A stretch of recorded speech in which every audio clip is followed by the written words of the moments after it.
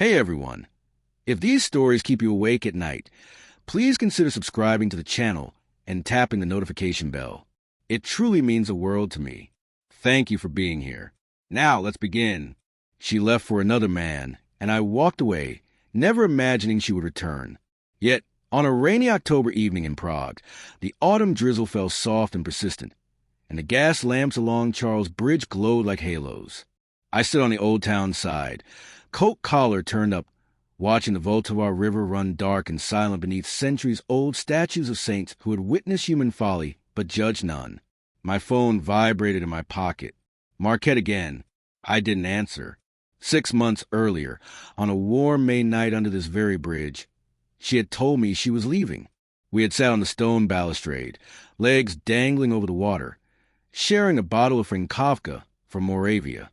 Her pale green eyes, the same I had adored since we were 18, met mine.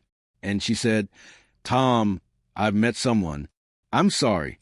I think I'm in love with him." Just like that. His name was Richard, a British expat and investment banker, 10 years her senior, with a smooth voice and a luxurious flat overlooking the castle.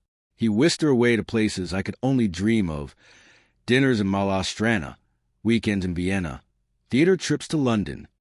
I, meanwhile, restored frescoes with dusted hands, living in a cramped apartment with paint-stained floors and books stacked to the ceiling.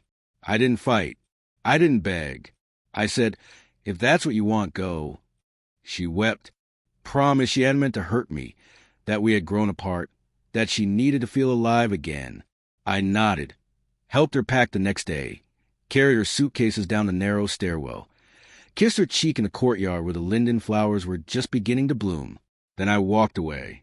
I deleted her number, unfollowed her on every platform, and buried myself in work, restoring the Baroque ceiling of the straw monastery library.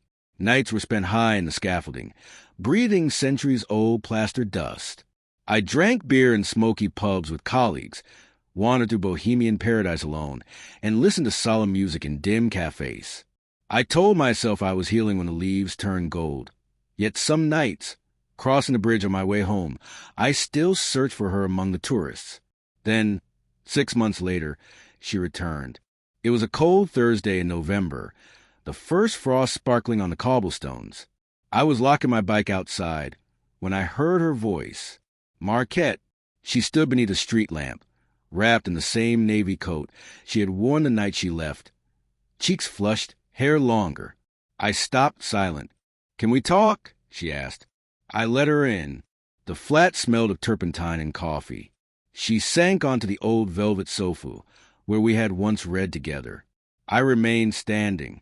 "Richard and I, it's over," she said. "It ended badly. He wasn't who I thought." I waited. "He was married," she whispered. 2 kids in London. He never told me. When his wife found out, he chose them. Said I was a fling, a midlife mistake.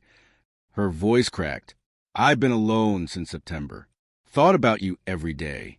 I made the biggest mistake of my life. Tom, I know I don't deserve it, but can we try again?" She looked at me, tears glistening. I felt something twist inside, part anguish, part icy resolve. I sat across from her. "Do you remember?" I began slowly. "When we were 22, we restored that little chapel in Cahora together. You discovered the hidden fresco of the Virgin behind plaster and cried because it was so beautiful." She nodded, smiling through tears. "That's how I felt about you," I said. "Like something rare, sacred, something I was lucky to find. And you discarded it for a lie in a suit." "I know," she whispered. "I was selfish, foolish." "Please," I said, holding up a hand. "I am not the same man you left behind." Her brow furrowed. "During your absence, I had done more than work. Richard had a reputation.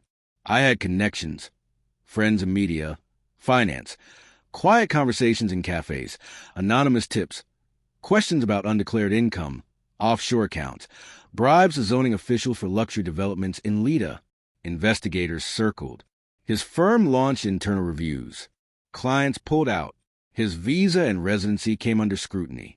He fled to London in November, just days before Marquette appeared at my door. Debts, ruined reputation, scandals on front pages. I never raise a hand, never raise my voice. I merely let the truth catch him. Marquette knew nothing. She reached for my hand. I miss us, coming home to you. The way you make cookies when I'm sad. The way you hum while painting. I'll do anything, Tom. Her touch was familiar, warm. I felt nothing. Not anger, not triumph, just distance, like viewing a fresco long faded beyond repair. I gently withdrew my hand. I'm seeing someone, I said smoothly. Lucy, a conservator. We met on a project in Zest Crumble this summer. Her face collapsed. Oh, she's kind, honest. She sees me as enough. Her words stung, and for a moment, I wondered if I'd become the man I once despised. But then I remembered carrying her suitcases while she sobbed over loving Richard. I remembered nights staring at the ceiling, wondering if I'd ever feel whole again. I'm sorry, Marquette, I said, but you made your choice. I made mine. She trembled. I understand, she whispered. I just hope you're happy. She left quietly. The door clicked softly behind her. I watched in the window as she disappeared down the street, past the tram stop, swallowed by the river fog. Winter arrived early. Snow coated the red rooftops and softened the city sounds. That Christmas, I spent it with Lucy, a gentle woman, quiet laughter, skilled hands. We restored a small wooden church in Camia, breath misting the cold, fingers brushing as we mixed pigments. One January evening, walking across Charles Bridge, hand in hand, snow falling like a blessing, she asked about the woman in my old photos. I told her the truth. She listened without judgment, then said, "Pain changes us, but it doesn't have to define us." I glanced at the saints above U.S. Stone faces softened by centuries of wind and rain. For the first time since Marquette left, I believed her. Somewhere in Bernal, Marquette had returned to her parents, taken a job teaching art history, and started painting again. I hope she finds peace. I hope she understands why I couldn't take her back. Not revenge, not spite, but because I finally chose myself. The river still flows beneath the bridge. Life, like Prague, endures. Beautiful, scarred,